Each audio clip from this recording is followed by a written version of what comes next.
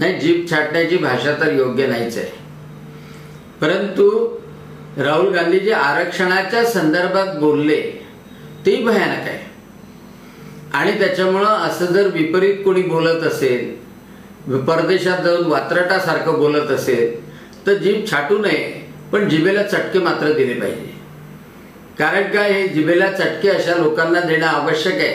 ते राहुल गांधी असो, की तो ज्ञानेश महाराव असो, की तो श्याम मानव असो, की या भारतामधल्या बहुजन समाजाला, या भारतामधल्या बहुसंख्यांना जे दुखावतात, त्यांच्या भावना दुखावतात, त्या लोकांना कमीत कमी जाणीव तरी करून दिली पाहिजे. आणि म्हणून जीभ छाटू नये, पण जिभेला चटके मात्र निश्चितच दिले पाहिजे. नाही, खंत याचीच आहे की 3 तास ठिय्या आंदोलन करावं लागलं. कशासाठी पाहिजे ठिय्या आंदोलन करायला?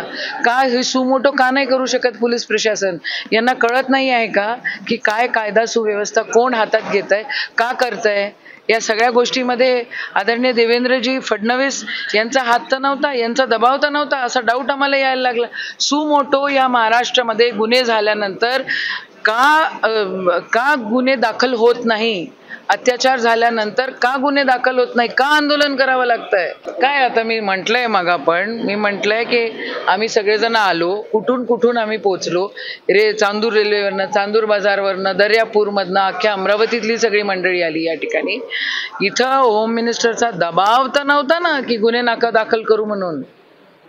होम मिनिस्टरनी थोडंसं जबाबदारी न वागण्याची गरज आहे. त्यांचा आजोळा राजा होय, त्यांचे मामा इथले आहेत, त्यानं त्याचा आजोळामध्ये दंगा झाला पाहिजे असं त्यांना वाटतं. काय ठिया झाला नसता तर त्यांना मला वाटतं गुन्हे दाखल झाले ना, ठिया नसता केला तर एकदा नाही, नेहमीच संदर्भात पोलिसांचं काय म्हणणं? म्हणजे आम्हाला ठिया आता अटके संदर्भात तुम्ही त्यांनाच विचारा काय म्हणणं आहे. होम मिनिस्टरचं प्रेशर आहे का त्यांच्यावर गुन्हे दाखल न करायचे आणि त्यांना अटक नाही करायची? विचारा. नाही, आज सकाळी जो मीडियामध्ये बाईट व्हायरल झाला होता त्या संदर्भात काँग्रेस पार्टीचे डेलिगेशन या ठिकाणी आलं होतं आणि त्यांनी निवेदन दिले की कायदेशीर कारवाई करण्यात यावी ह्या बाईटवर, ज्याच्यामुळे त्यांचं असं म्हणणं होतं की सर्व काँग्रेस पक्षाचे कार्यकर्ते आणि इतर सर्वजण दुखावलेले आहेत आणि ज्याच्यामुळे कायदा सुव्यवस्थेचा प्रश्न निर्माण होईल असं त्यांचा जो डेलिगेशन होता त्या डेलिगेशनच्या संदर्भात पोलीस स्टेशन राजापेठ येथे तक्रार देण्यात आलेली आहे आणि फिर्यादीच्या अनुषंगाने गुन्हा दाखल करण्याची प्रक्रिया पोलीस स्टेशन राजापेठ येथे सुरू होती. आता गुन्हा दाखल झालेला आहे, प्रोसिजर सुरू आहे आणि कारवाई जी आहे त्या अनुषंगाने करण्यात येत आहे. कुठले कलम दाखल झालेले आहे आणि त्यामध्ये ते काँग्रेस कार्यकर्त्यांनी अटकेची मागणी केली, अटक होऊ शकते? नाही, यामध्ये जे धमकी देणे आणि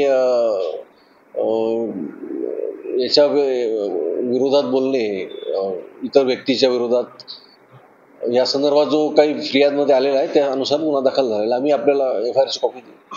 राज्यसभेचे खासदार श्री डॉक्टर अनिल बोंडे यांनी जे अत्यंत निंदात्मक वक्तव्य विरोधी पक्षनेते राहुल गांधींच्या बद्दल केलं, त्याचा निषेध नोंदवण्यासाठी आम्ही इथे आलेलो होतो. ही अनिल बोंडेंची ही नेहमीची पद्धत आहे, विषारी बोलायचं आणि चर्चेत राहायचं, धर्मामध्ये जातीमध्ये भांडणं लावायचे आणि अशांतता निर्माण दंगली घडवायच्या, हा त्यांचा वारंवारचा प्रयत्न आहे. आणि ज्या पद्धतीने ते बोलले ते अत्यंत आक्षेपार्ह आहे. उद्याहून समजा आम्ही म्हटलं की 2 फटके त्याच्या पार्श्वभागावर मारलेला आम्ही 101 रुपये देऊ, त्यांना आवडेल का हे असं बोलणं? त्याच्यामुळे त्यांनी आपल्यावर स्वतःवर त्यांनी संयम ठेवावा, नाहीतर येणाऱ्या काळामध्ये लोक त्याला रस्त्यावर फिरू देणार नाही, तोंडाला काळं फासून त्याला बाहेर पाठवतील. त्यामुळे अशा अनिल बोंडेला त्यांच्या पक्षाच्या नेत्यांनी त्याला ताकीद द्यावी आणि पुन्हा जर असं प्रक्षोभात भाषण केलं तर आम्ही त्यांना त्यांच्या भाषेमध्ये धडा शिकवणार.